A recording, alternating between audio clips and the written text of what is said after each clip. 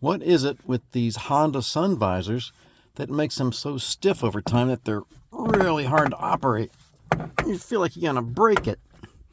Something up here in the hinge mechanism where it pivots just gets super stiff. It won't stay up. It falls back down. It's really difficult.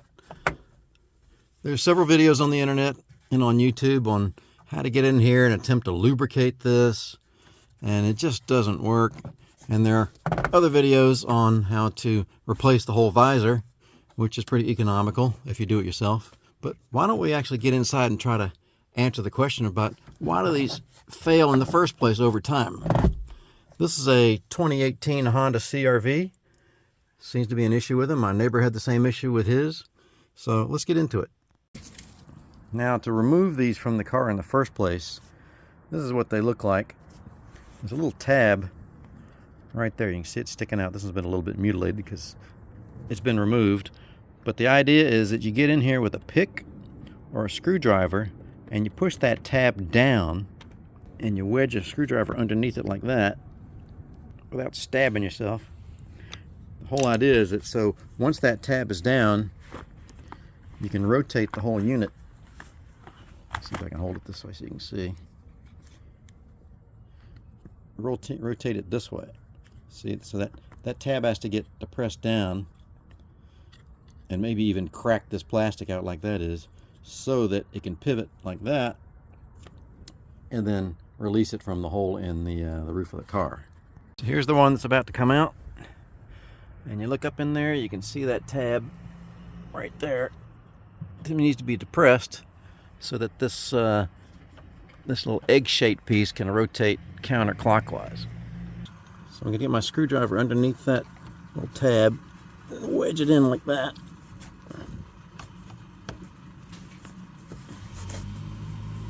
So I can depress it and then rotate it. So that's really tricky. So I got the pin depressed, and then I rotated the whole unit until the innards are released. So that is way easier said than done, but once you get that rotated, it'll just fall right out. Let me get the electrical connector down like that. Let me switch sides. Gently extract the electrical connector, and we'll just disconnect this. It's got a little tab there. It's also wrapped in foam so it won't rattle. And there's our prize. Alright, let's go to the bench and see what's inside. Alright, stick around till the end and we'll go down to the shop and get inside of this and see what's going on with it and diagnose the problem. But before we do that, let's go ahead and install the new one. So here's the replacement visor. Going to put that in. This I got this off Amazon. It's aftermarket. It's not OEM Honda, but it's amazing how close the color match is and the fabric texture. So a lot cheaper than buying a Honda unit, and I'm good with that. So to install this one, we'll start by connecting up the electrical connector. A little tricky doing it one-handed, but we'll get it. Just line that up. It should click in place. Now we will tuck the wire back up in the hole.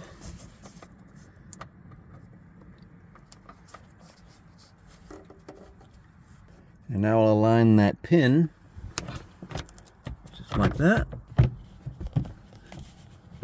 And once you get the whole unit seated, you can rotate it into place. And it should latch. It looks like it did. Alright, let's try it out and see how it feels. Look at that. It stays up both directions. You don't break your wrist trying to move it. I think my wife's going to be very pleased. Alright, let's take a look now, see what's going on inside of here. Start by getting in through the little mirror door here. You can pop out these lenses that cover up the light bulbs. Just got a little clip on there like that. And with those out of the way, we can see we got two Torx screws. Those are T10 Torx.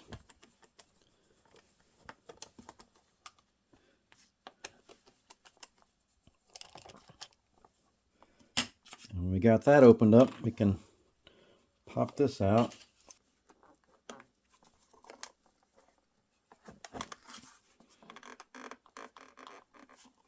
Got little clips under here that you got to pop loose.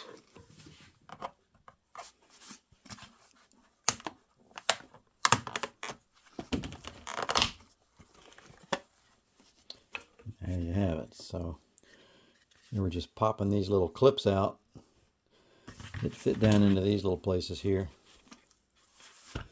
It's interesting to note how the electrical connection works on this mirror.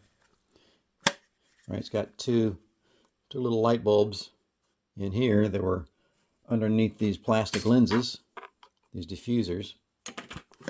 And on the back side, the electrical connections have these two tabs. They fit down over these two plastic tabs where the wires go. So when this thing snaps down on there, makes that connection to power the lights. Now to split this case, I'd already done this, but you can use a putty knife. That's probably a good way to do it. Or maybe some big screwdrivers or something like that. And it doesn't take much to split the case. It's just held on by this little glue seam on this rib all around the perimeter and this middle one inside. And that reveals where our problem is. This rod, which freely moves left and right. I don't know if some people don't realize that their visor can actually move left and right while it's in the car. You can pull it in and out like that to extend it. But here's where the problem area is, right inside of that. So you can see this is, without any leverage here, this is impossible to turn, because this right here is where it goes through, and for whatever reason something has changed in here and increased the friction so much that it's almost impossible to move. There's a, looks like a nylon sleeve and a little metal case inside of this crimped metal housing, and it's just so much friction in there you just cannot turn it. Now you can see how futile it is to try to lubricate that. Once this thing is closed, you try to squirt something in there like WD-40. By the way, WD-40 is not a lubricant, so that doesn't work anyway. Some silicone spray or even some oil, which is kind of a silly idea, is not going to get down inside of here, much less down inside of here. Now we can try it with a little more access and see if it's any more successful. Right? See, anywhere that lubricant may go would be between this chrome rod and inside of the nylon bushing. And that's not where the problem is. The problem is with the bushing and this metal sleeve rotating inside of this metal part. And it just won't go. There's a flat on the chrome here on either side, and that's what keys it into this channel so that rotating it would rotate that. Since this is now a sacrificial visor, we're not going to use it. I'm going to go ahead and just snip these wires so we can put it in the vise. All right, I'm going to put it in the vise kind of loosely just so I've got something to hold it while we can manipulate it. It's so stiff I can't move it by hand right now the way it is. So let's try this. See how much effort it takes to rotate this thing. Quite a bit. Really stiff. You can even hear it creaking. Listen to that creaking. It's just super tight. So what if we were to lubricate it with a little bit of silicone, some spray silicone? I'm just playing here. I don't know if this will make any difference or not, but I'm going to spray it in here between this metal sleeve and the outer metal housing, which is where it rotates.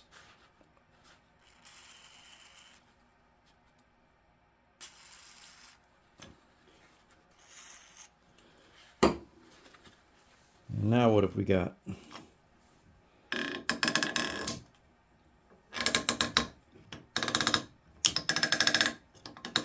That's no better, and it seems like it's even worse.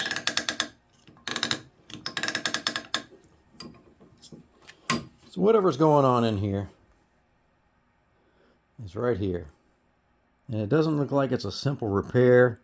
I mean, potentially you could open up this metal so that it's not squeezing so tight, but you want some friction so that the visor doesn't fall down while you position it where you want it to be. Let's see if we can open it up a little bit. Relieve some of that friction. I don't know if that's really even going to be possible. I can't squeeze this with the vise. That would be counterproductive because we want it looser. We don't want it tighter. We've got to have some way to hold it. Let's see if I can kind of just balance it in there.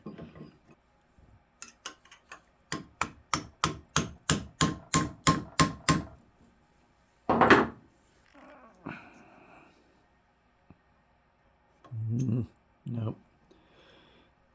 Nope.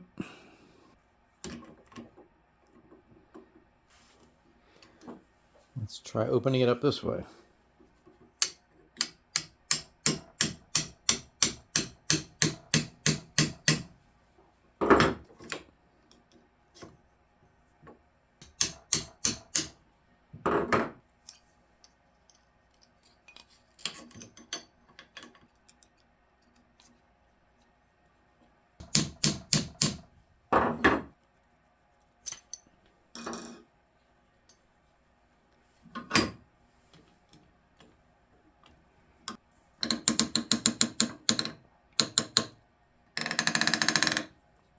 No, no easier to turn. Nope. So I guess the bottom line is there's some kind of design flaw with this friction mechanism that gets harder and harder to turn over time, and there's no real practical way to repair it or to free that up. Even if you could, you kind of have to destroy the visor to get down into it to this point anyway. And if you try to put it back together, I suppose you could get it back together, glue all this back up and clamp the whole thing back together, and I suppose that would work. But is it worth it? I think I paid $35 for my replacement aftermarket visor that was so easy to replace. So there you have it, mystery solved. This is why these visors on these Honda CR-Vs, like I said, this was a 2018, it's probably 2017s through the early 2000s, and it may affect other models too, but that's what the problem is. Thanks for watching. Goodbye.